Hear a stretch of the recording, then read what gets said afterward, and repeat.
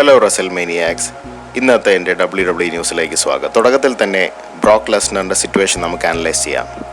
Janel ഗ്രാൻഡിൻ്റെ 104 page വരുന്ന ലോസ്യൂട്ടിൽ ഇപ്പോൾ ബ്രോക്ക് ലെസ്നറിൻ്റെ പേര് കൂടി വന്നിരിക്കുകയാണ്.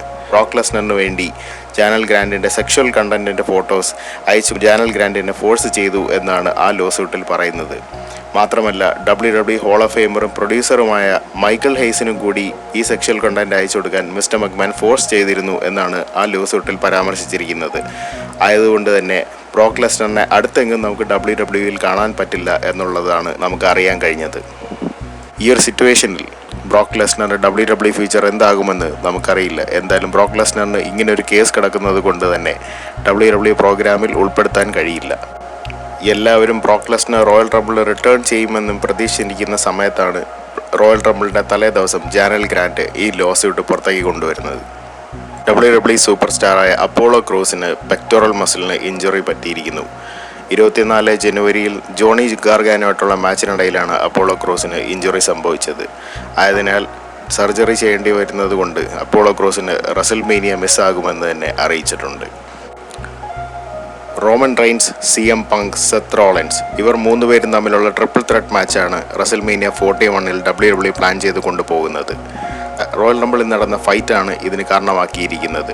നിലവിൽ സെത്ത് റോളൻസിന്റെ ബ്രൂട്ടൽ അറ്റാക്ക് കാരണം റോമൻ റെയിൻസ് ഇൻഡെഫിനറ്റ് ആയിട്ട് തന്നെ WWEയിൽ നിന്നും ഔട്ടായിട്ടിരിക്കുന്നെന്നാണ് പറയുന്നത്.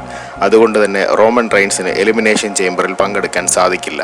ചില സ്പെക്യുലേഷൻസ് പറയുന്നത് റോമൻ റെയിൻസോ CM പങ്കോ സെത്ത് റോളൻസും ഫിൻ ബാലർ തമ്മിലുള്ള എലിമിനേഷൻ ചേംബർ ക്വാളിഫിക്കേഷൻ മാച്ചിൽ ഇന്റർഫിയർ ചെയ്യുമെന്നാണ്. റാൻഡി ഓർട്ടൺ ഈ സമയത്ത് തന്നെ റിട്ടേൺ ചെയ്യുമെന്നും എലിമിനേഷൻ ചേംബർ മാച്ചിൽ ക്വാളിഫൈ ചെയ്യുമെന്നും എലിമിനേഷൻ ചേംബറിൽ ജയിക്കുമെന്നും ചില സ്പെക്യുലേഷൻസും റൂമേഴ്സും കൂടി വരുന്നുണ്ട്.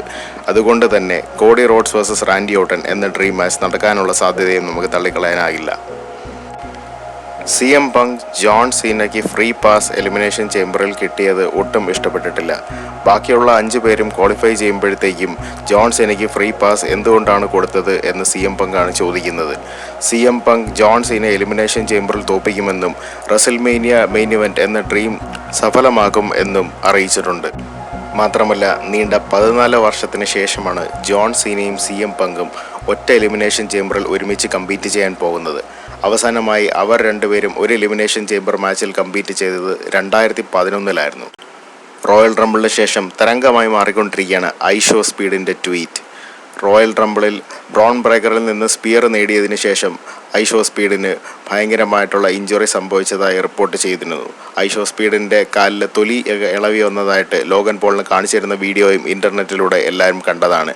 ഇനി ഒരിക്കലും WWEയിലേക്ക് തിരിച്ചു മടങ്ങി വരില്ല എന്നാണ് ഐഷോ സ്പീഡ് ആ ട്വീറ്റിൽ പറഞ്ഞിരിക്കുന്നത്. റസൽമേനിയ 41-ൽ റോക്ക് കമ്പീറ്റ് ചെയ്യുന്നില്ല എന്ന് ന്യൂസ് ലീക്ക് ചെയ്ത പ്രസിനെതിരെ വളരെ ദേഷ്യപ്പെട്ടിരിക്കുകയാണ് ഡ്വെയ്ൻ ജോൺസൺ ആയ റോക്ക്.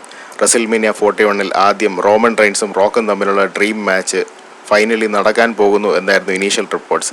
എന്നാൽ റോക്കിൻ്റെ ബിസി ഷെഡ്യൂളും മൂവീസും കാരണം റോക്കിന് റസൽമേനിയ 41-ൽ പങ്കെടുക്കാൻ കഴിയില്ല എന്ന് ന്യൂസ് റിപ്പോർട്ട് ചെയ്തതിന് ശേഷമാണ് റോക്കിന് വളരെയേറെ ദേഷ്യം വന്നിരിക്കുന്നത്.